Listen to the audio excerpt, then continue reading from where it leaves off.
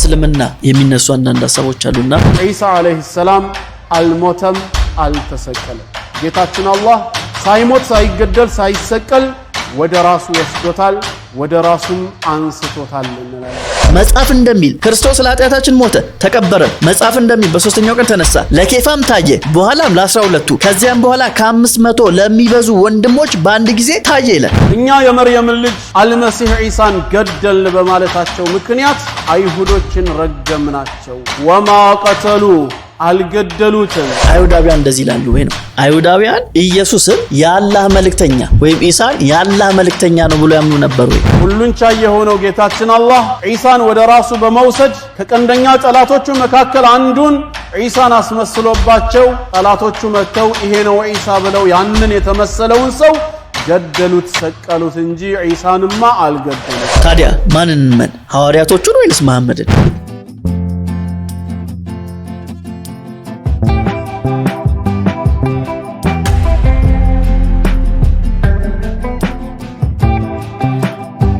ከእግዚአብሔር ከአባታችን ከጌታም ከኢየሱስ ጸጋ ሰላም ምሕረት በያላችሁበት ይብዛላችሁ። ዛሬ አንድ ማስታወቂያ ለመናገር በዚህ ተገኝቻለሁ። እንግዲህ እንደምታውቁት ሜሎስ የሚለው ዩቲዩብ እንግዲህ የተለያዩ ትምህርቶች ስናስተላልፍበት ቆይተናል። አሁን ላይ ግን ከዚህ በፊትም ነግሬያችሁ ነበር ዩቲዩባችን የተለያየ ስትራይኮች ስላሉበት ወደፊት በዚህ ዩቲዩብ ላንቀጥል እንችላለን።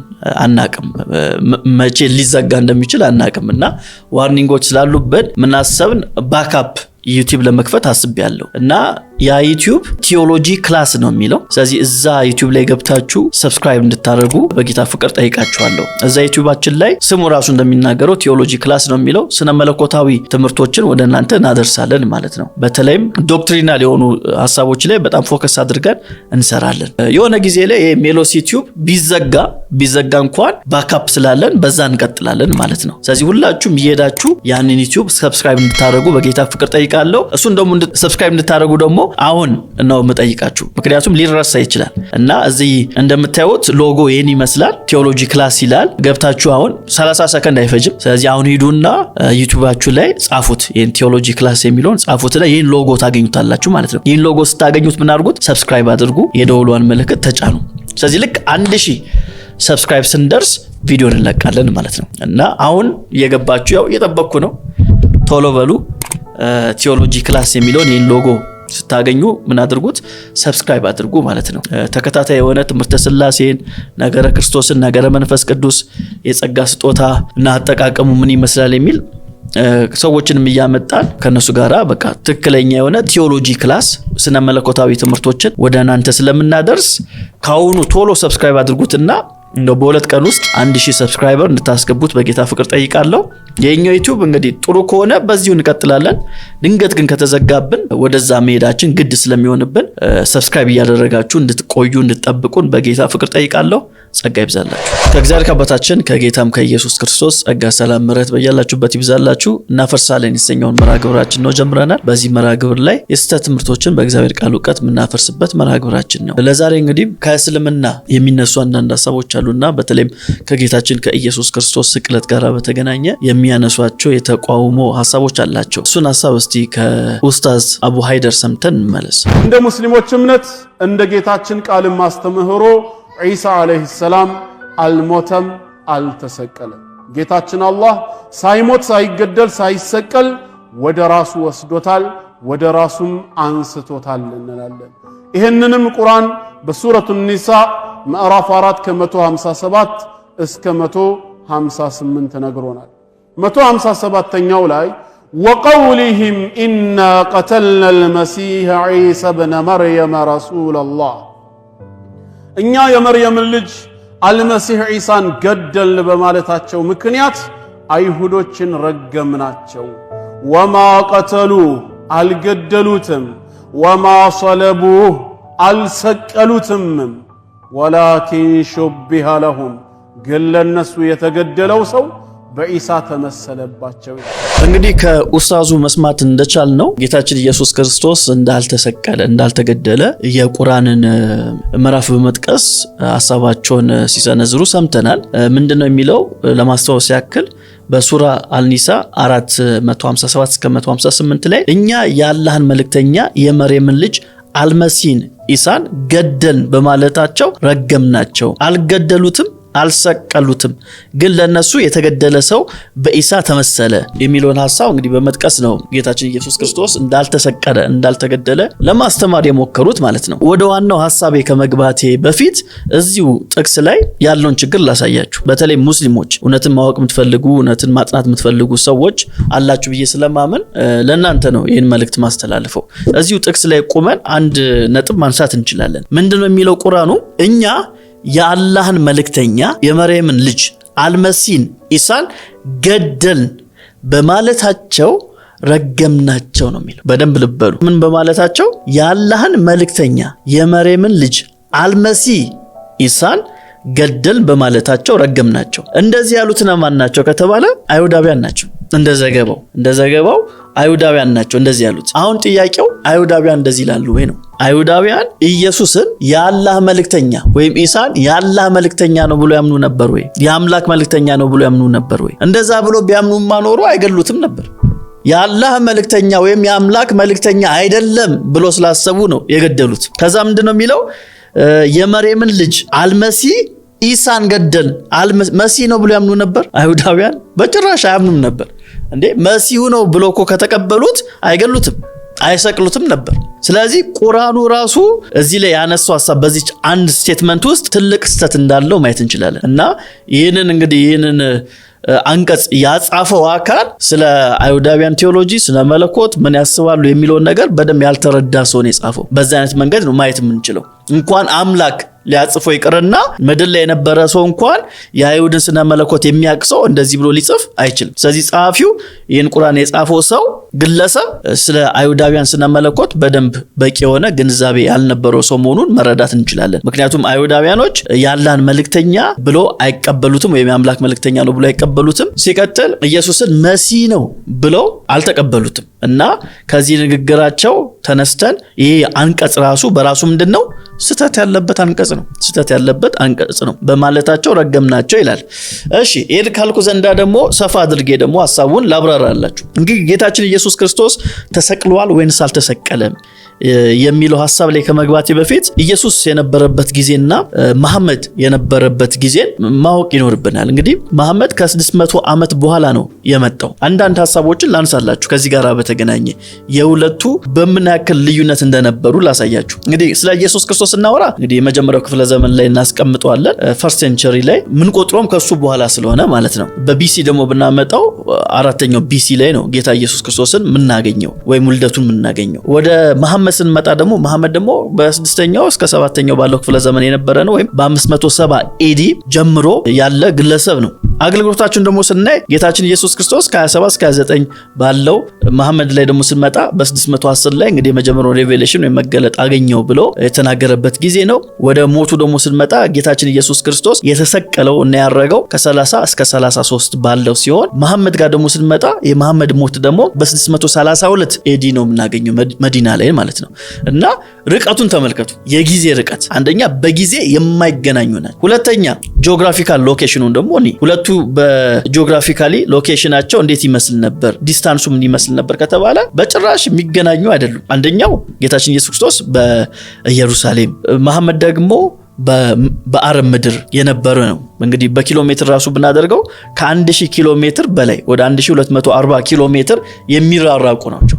አሁን በጊዜ አይገናኙ። በጊዜ ስላችሁ እንዲቀላል አይደለም። የ1 ዓመት የ2 ዓመት አይደለም፣ የ600 ዓመት ጊዜ ልዩነት ያላቸው። ሎኬሽኑም ደግሞ ብናይ የ1240 ኪሎ ሜትር በላይ የሆነ ሎኬሽን ነው በመካከላቸው ያለው ርቀት። ከዛ ሲቀጥል ከጌታችን ኢየሱስ ክርስቶስ እስከ መሐመድ እስከተነሳበት ጊዜ ድረስ ወይም ደግሞ ይሄ ራእይ ተገለጠልኝ እስካለበት ጊዜ ድረስ በዓለማችን ላይ በጣም የተከናወኑ በጣም ብዙ ክንዋኔዎች ነበሩ። ለምሳሌ በጣም ዋናዎቹ ላንሳላችሁ። የኢየሩሳሌም መፍረስ በ70 ኤዲ ላይ፣ ከዛ ደግሞ ጌታችን ኢየሱስ ክርስቶስ በነበረበት ጊዜ ግዛቱን የሚያስተዳድሩት እነማን ነበሩ? ሮማውያን ነበሩ አይደል? ከዛ በኋላ ምንድነው አፕን ያደረገው ከተባለ ሮማውያን ግዛታቸው የወደቀበት ጊዜ ነው።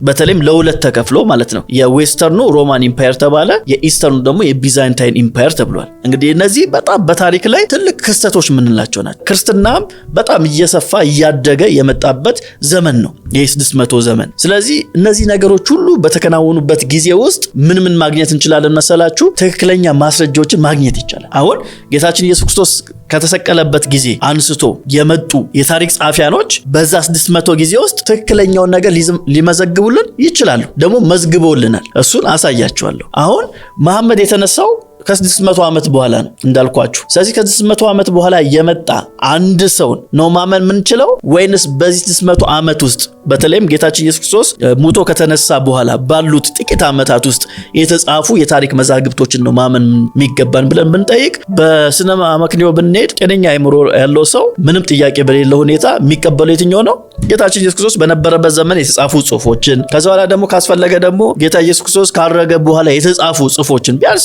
በ100 ዓመት ውስጥ የተጻፉ ጽሑፎችን ነው ማየት የሚገባን።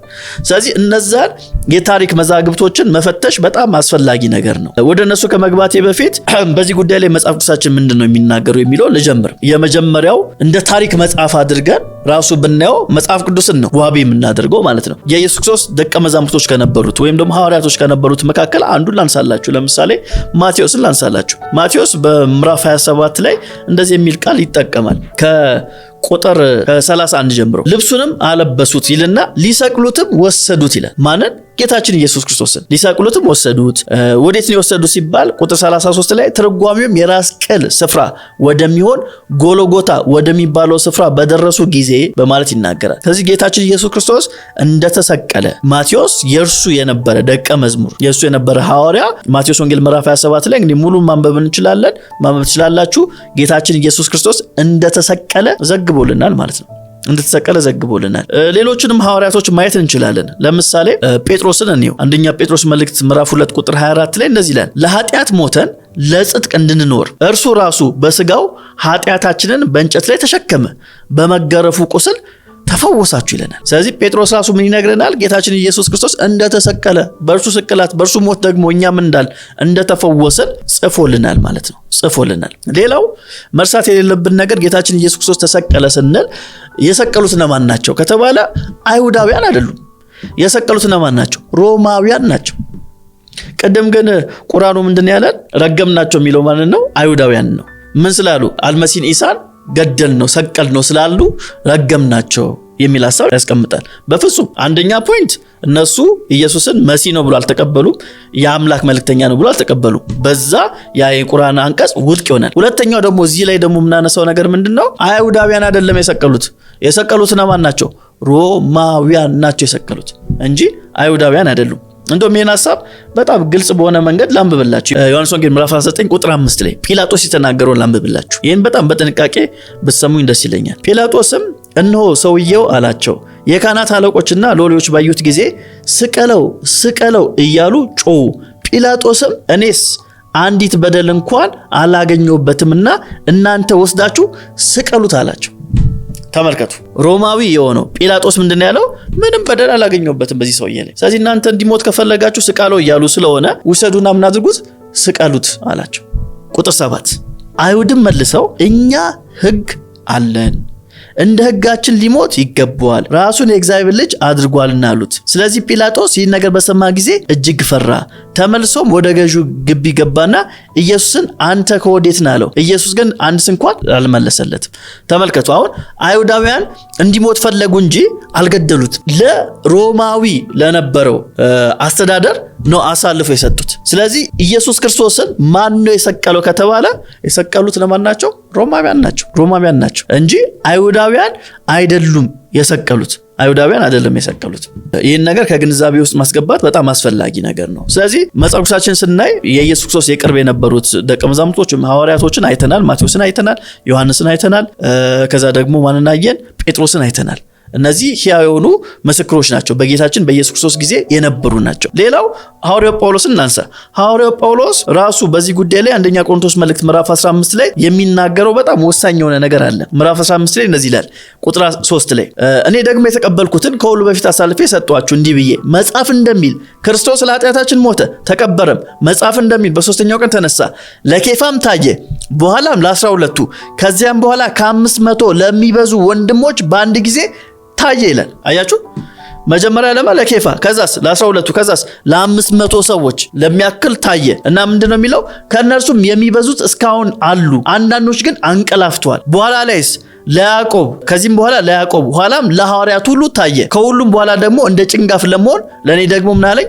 ታየኝ ይላል ማለት ነው። ስለዚህ ጳውሎስ ይወላችሁ ታሪካዊ ሂደቱን ነው የሚያስቀምጠው። ኢየሱስ ክርስቶስ ተሰቅሎ ሙቶ ሞትን ድል አድርጎ ተነስቷል። ሲነሳ ደግሞ ዝም ብሎ ምናምነው ነገር ሳይሆን ታይቷል። የታየው ደግሞ ለአንድ ሰው ብቻ አይደለም። 1 2 3 ብለን ብንቆጥር ከ500 በላይ ለሆኑ ሰዎች ታይቷል። በኋላ ላይስ ለኔ ደግሞ ታየኝ ይላል። ስለዚህ እነዚህ ሰዎች ለኢየሱስ ክርስቶስ በጣም ቅርብ የነበሩ፣ አንድ ሀገር ያሉ፣ ተመሳሳይ ቋንቋ የሚያወሩ ሰዎች ናቸው። መሐመድን ደግሞ አስቡት፣ 600 ዓመት በኋላ የመጣ 1200 ኪሎ ሜትር የሚራራቅ በመካከላቸው ሰፊ የሆነ ጊዜ የኪሎ ሜትር እና ደግሞ ብዙ ነገሮች ሀፕን ካደረጉ በኋላ የመጣ ሰው ነው። ስለዚህ እንዳንድ ሰው ጤነኛ አእምሮ እንዳለው ሰው ስናስብ ምንቀበለው እውነት የትኛው ነው? የመጽሐፍ ቅዱስ እውነት ነው የምንቀበለው። የመጽሐፍ ቅዱስ እውነት እንቀበላለን። ይሄ እንግዲህ ፕራይመሪ ሶርስ የምንለው ነው፣ የመጀመሪያ ሶርሳችን ነው። ሉቃስን ራሱ ብናይ ምንም እንኳን ሉቃስ የኢየሱስ ክርስቶስ ቀጥተኛ ደቀ መዝሙር ባይሆንም ቢያንስ ከመሐመድ በተሻለ ሁኔታ ስለ ኢየሱስ ክርስቶስ ሞት ሊነግረን የሚችል ሰው ነው። እሱስ እንዴት ነው የጻፈልን ስንል የጻፈልን ነገር ብቻ ላንብብላችሁ። እንደዚህ ይላል ሉቃስ ወንጌል ምዕራፍ 1 ላይ እንደዚህ ይላል፣ የከበርክ ቴዎፍሎስ ወይ ከመጀመሪያው በአይን ያዩትና የቃሉ አገልጋዮች የሆኑት እንዳስተላለፉልን። ተመልከቱ፣ ፕራይመሪ ሶርስ ምንለው እሱ ነው። የመጀመሪያ መረጃ የምናገኘው ከማን ነው? ከሐዋርያቶቹ ነው። ስለዚህ ሉቃስ ምንድነው የሚለን? ከመጀመሪያ በአይን ያዩት which means ምን ማለት ነው? ወደኛ ስናመጣው መሐመድ በአይን አላየው፣ ሊያየውም አይችልም ጊዜያቸው ስለማይገናኝ። ከዛ ምንድነው የሚለው? የቃሉ አገልጋዮች የሆኑ።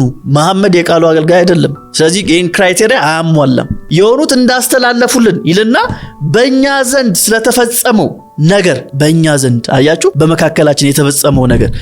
በሌላ አገላለጥ ምን እያለን ነው?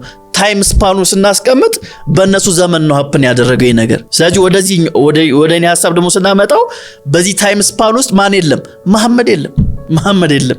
በእኛ ዘንድ ስለተፈጸመው ነገር ብዙዎች ታሪክን፣ ተመልከቱ፣ ታሪክን በየተራው ለማዘጋጀት ስለሞከሩ። አያችሁ፣ በዛ ጊዜ የነበሩ ጌታችን ኢየሱስ ክርስቶስ ከተነሳ ካረገ በኋላ የነበሩ ሰዎች ምን አድርጓል? ታሪክን ጽፎልናል። ስለዚህ ለማዘጋጀት ስለሞከሩ እኔ ደግሞ ስለተማርከው ቃል እርግጡን እንድታውቅ በጥንቃቄ ሁሉን ከመጀመሪያ ተከትዬ በየተራው ልጽፍልህ መልካም ሆኖ ታየኝ። አያችሁ፣ ስለዚህ ሉቃስ ይጽፍልን በደንብ ሶርስ እንደሚገባ ልክ እንደ አንድ ሪሰርቸር አድርጎ ጽፎልናል ማለት ነው። ሌላው ነገር ትተ ነው በመልፈቱ ተመርቶ ነው ምናምን የሚለውን ነገር ስለማትቀበሉት እሱን ትቼው በታሪካዊ ሂደት እንኳን ብንሄድ፣ አያችሁ፣ ፕራይመሪ የሆነ ሶርስን አምጥቷል። ፕራይመሪ የሆነ ዳታን አምጥቷል። እነማንን? ሐዋርያቶቹን አመጣ። ከዛስ ሰዎች ደግሞ ታሪክን ለማዘጋጀት ሞክሯል። ሰከንደሪ ሶርስ ይባላል እሱ። እንደዚህ ስላደረጉ እኔ ደግሞ ምን አደረኩኝ? አዘጋጀው ይላል። ስለዚህ ሉቃስም ስለ ኢየሱስ ክርስቶስ ስቅለት፣ ሞት፣ ትንሣኤ ዘግቦልናል ማለት ነው። ዘግቦልናል። እሺ፣ እነዚህ እንግዲህ ስለ እምነታችን የነገሩን ናቸው። ስለዚህ አንዳንዶች አይ እነዚህን መቀበል አንፈልግም፣ ክርስቲያን ያልሆነ ሰው ስለ ኢየሱስ ክርስቶስ ስቅለት ጽፎልናል ወይ የሚል ጥያቄ ቢነሳ ኦፍ ኮርስ ጽፎልናል። አንዳንዶቹን ላሳያችሁ፣ በጣም በታሪክ የሚታወቁትን ከራሳቸው ከአይሁዳውያን ልጀምርላችሁ። አይሁዳውያን ጌታ ኢየሱስ ክርስቶስን ያልተቀበሉት እነሱ በዚህ ጉዳይ ላይ ምንድነው የሚያምኑት የሚለውን ላንብብላችሁ። ለምሳሌ በታሪክ ጽሁፎቹ የምናውቀው ዮሴፍ ወልደ ኮሪዮን በዚህ ጉዳይ ላይ የተናገረውን ነገር ላንብብላችሁ። ምንድነው ያለው? አንቲኩዊቲስ ኦፍ ዘ ጁስ በተባለው ጽሁፉ ላይ የተናገረውን ነገር ላንብብላችሁ። በተለይም ስለ ኢየሱስ ክርስቶስ መሰቀል በተመለከተ እንደዚህ ይላል። እርሱም ክርስቶስ ነበር። እናም ጲላጦስ ከኛው መካከል ታላላቆች የሆኑት በሰጡት አስተያየት እንዲሰቀል ፈረደበት። በሶስተኛው ቀን ሕያው ሆኖ ስለታያቸው መጀመሪያ የወደዱት አልከዱትም ነበር። ይህም መለኮታዊ መልእክተኛ የሆኑ ነቢያት እነዚህና ሌሎች በ10 ሺዎች የሚቆጠሩ ትንቢቶች ስለ እሱ እንደተነገሩ ነው። ከእርሱ ስያሜውን ያገኘው ነገድ ክርስቲያን እስከዛሬ ድረስ ከምድረ ገጽ አልጠፋም ይላል። ይህን የሚናገረው ማን ነው? ዮሴፍ ወልደ ኮሪዮን ነው። እንግዲህ ኮሪዮን ልጅ ዮሴፍ ነው የሚናገር ወይም ፍላቪየስ ጆሴፈስ የሚባለው ማለት ነው። ይህን ሐሳብ ያስቀምጣል። እንግዲህ በ93 ኤዲ የነበረ ሰው ነው። በ93 እንግዲህ ለኢየሱስ ክርስቶስ በጣም ቅርብ የነበረ ሰው ማለት ነው እና ክርስቲያን አይደለም፣ አይሁዳዊ ነው። ስለ ኢየሱስ ክርስቶስ ግን ስቅለት አልካደም እና ደግሞ እንደተነሳም ሰዎች ተነስቷል ብሎ እንደመሰከሩም ደግሞ አልካደም፣ ምንም እንኳን እሱ ባያምንበትም ማለት ነው። ምንም እንኳን እሱ ባያምንበትም። ሌላው ዮሴፍ እንግዲህ በ93 ነው። ወደ 116 ደግሞ ልሰጣችሁ። በ116 ላይ ደግሞ የነበረ ሮማዊ የታሪክ ጸሐፊ ብቻ ሳይሆን ከንቲባ የነበረ የሮማውያን ከንቲባ የነበረ ሰው ደግሞ ስለ ኢየሱስ ክርስቶስ ስቅለት ይህን ጽፎልናል። ቆርኔሊዮስ ታሲተስ ይባላል። እሱ ደግሞ እንደዚህ ይላል። ይህንን ስም ያስገኘው ክርስቶስ ጢባሪዮስ ቄሳር ንጉስ በነበረበት ዘመን ወኪል አስተዳዳሪው በነበረው በጵንጢዮስ ጲላጦስ ትእዛዝ ተገድሏል ይላል። ተመልከቱ፣ ምን ብሏል? ተገድሏል። ኢየሱስ ክርስቶስ። እንግዲህ ክርስቲያን አይደለም ሰውየው፣ ሮማዊ ነው፣ የታሪክ ጸሐፊ ነው፣ በዛ ላይስ ባለስልጣን ነው፣ ከንቲባ ነው። ምን ማለት ነው? በሌላ አገላለጥ ሮማዊ ነው፣ ባለስልጣን ነው።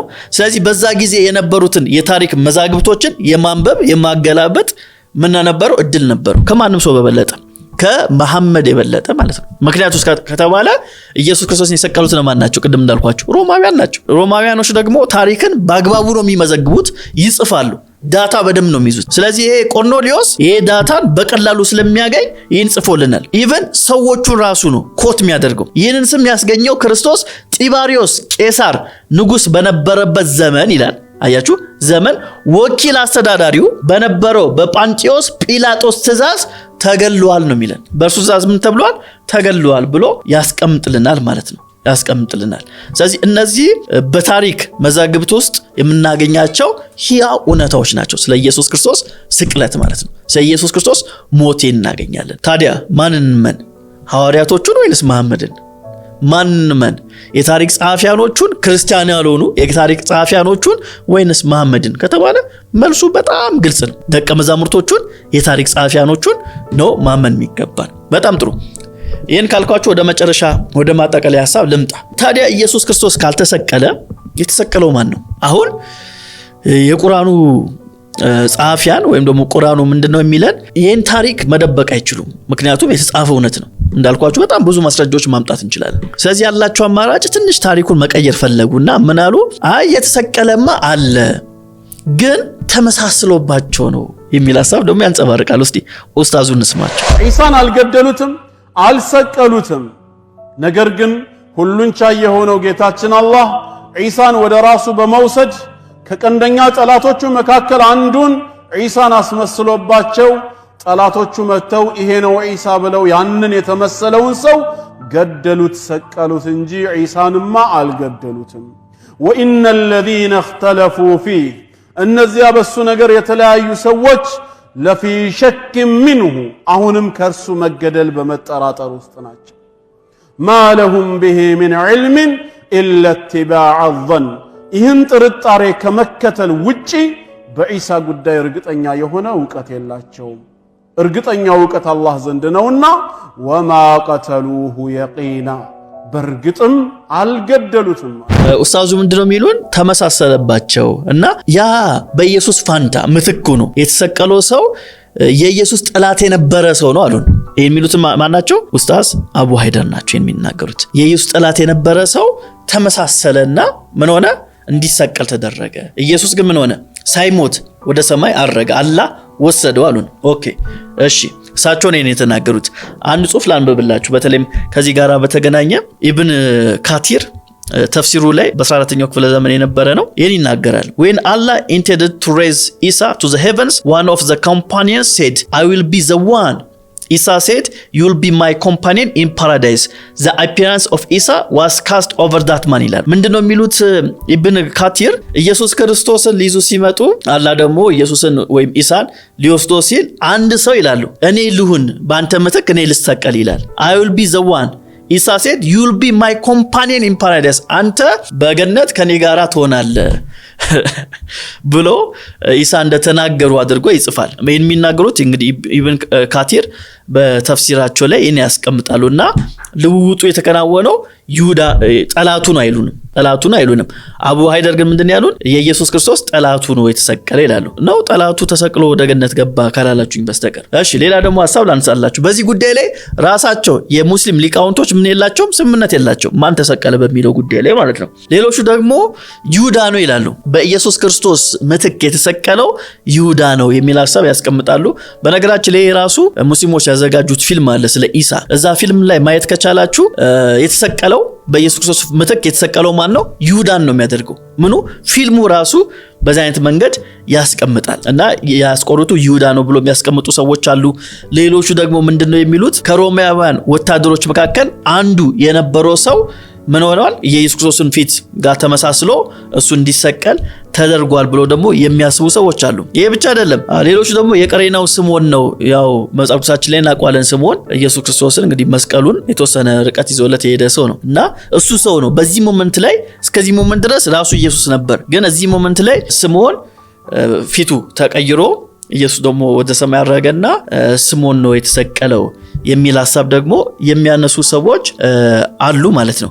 ስለዚህ በእስልምና በሊቃውንቶቹ መካከል እንኳን በዚህ ጉዳይ ላይ እርግጠኞች አይደሉም ማለት ነው። ማን ተሰቀለ በሚለው ጉዳይ ላይ እርግጠኞች አይደሉም። እኛ ግን ሐዋርያቶቹ በአንድነት የሐዋርያቶቹ ደቀ መዛሙርቶች በአንድነት ኢቭን ክርስቲያን ያልሆኑ ሰዎች የታሪክ ጸሐፊያኖች በአንድነት ሁሉም በአንድ ድምፅ ኢየሱስ ተሰቅሎ ነበር ብለው ያምናሉ። ስለዚህ እኛ የበለጠ ማስረጃዎች ልናቀርብ እንችላለን ስለ ኢየሱስ ክርስቶስ ስቅለት።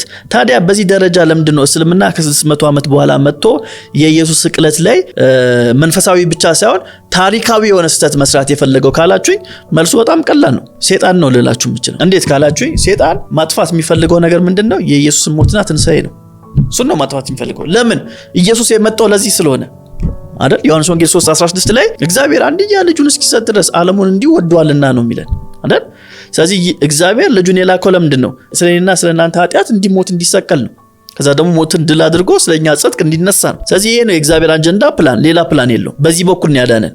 ስለዚህ ሴጣን ይሄን እውነት መጋፈጥ ስለማይችል ማሸነፍ ስለማይችል ያለው አማራጭ ምንድነው? አይ እሱ እኮ አልተሰቀለም ሌላ ሰው ነው የተሰቀለው የሚል ውሸትን ይዞ መምጣት አስፈለገው ማለት ነው። ሐዋርያው ጳውሎስ በሮሜ መልእክቱ ምዕራፍ 1 ላይ እንደዚህ ይለናል። በወንጌል አላፍርምና ቁጥር 16 ላይ አስቀድሞ ለአይሁዳዊ ደግሞም ለግሪክ ሰው ለሚያምኑ ሁሉ የእግዚአብሔር ኃይል ለማዳን ነውና በማለት ይናገራል። ስለዚህ ይሄ የእግዚአብሔር ኃይል የተገለጠው በምን በኩል ነው? በጌታችን በኢየሱስ ክርስቶስ ሞትና ትንሣኤው በኩል ነው የተገለጠው። ስለዚህ ለዚህ ነው ሐዋርያው ጳውሎስም አይሁድ ምልክትን ይሻሉ፣ የግሪክ ሰዎች ጥበብን ይሻሉ፣ እኛ ግን የተሰቀለውን ክርስቶስን እንሰብካለን ያለው በዚህ በኩል ስለሆነ ደህንነት የሚገኘው ኃይል የሚገኘው ሰዎች ማምለጥ የሚችሉት በዚህ በኩል ስለሆነ ዲያብሎስ ድል የተነሳው በዚህ በኩል እንደሆነ ስለሚያውቅ ይህንን ታሪክ ከሀገራችን ከምድራችን ከልባችን ለማጥፋት በጣም ይሞክራል።